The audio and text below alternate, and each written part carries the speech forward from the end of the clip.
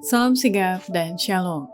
Renungan kita pada hari ini, Jumat 26 Agustus 2022, berjudul Bukan oleh darah hewan, tetapi darahnya sendiri.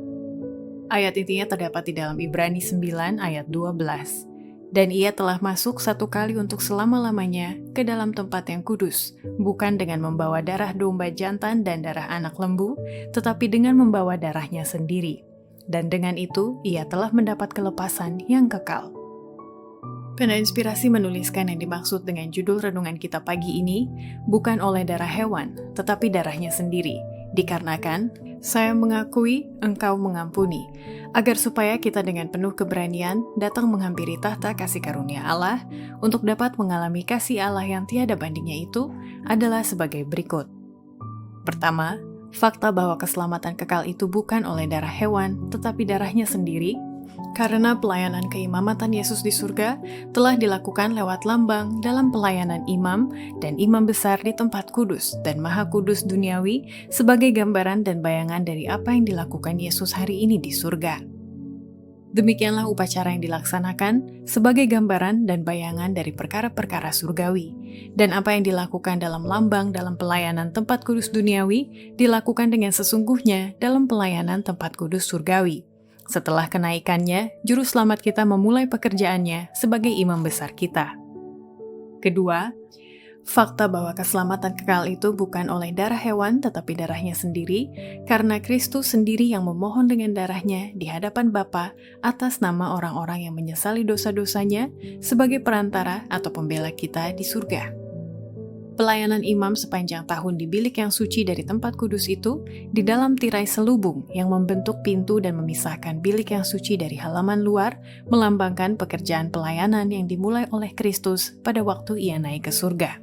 Itu adalah pekerjaan pelayanan harian imam untuk menyampaikan kehadirat Allah, darah persembahan karena dosa, juga dupa yang naik bersama doa-doa orang Israel.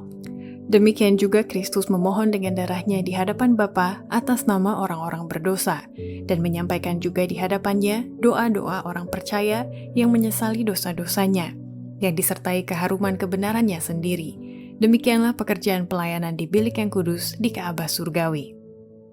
Ketiga, fakta bahwa keselamatan kekal itu bukan oleh darah hewan, tetapi darahnya sendiri, karena sebelum pekerjaan Kristus untuk menebus manusia diselesaikan, ada pekerjaan pendamaian untuk memindahkan dosa-dosa dari tempat kudus atau untuk maksud memulihkan atau membersihkan tempat maha kudus itu di surga.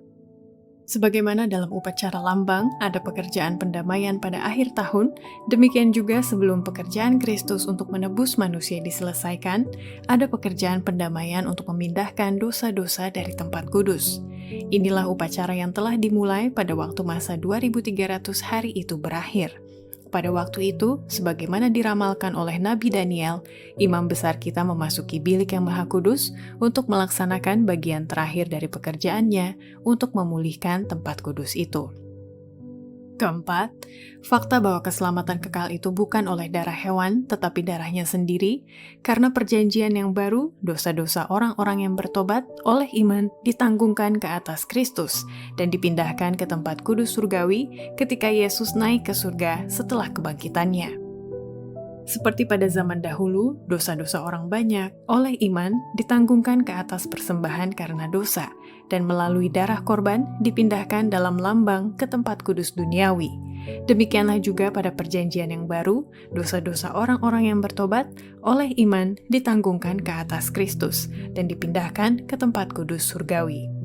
Demikianlah renungan kita pada hari ini, kiranya Tuhan memberkati kita semua.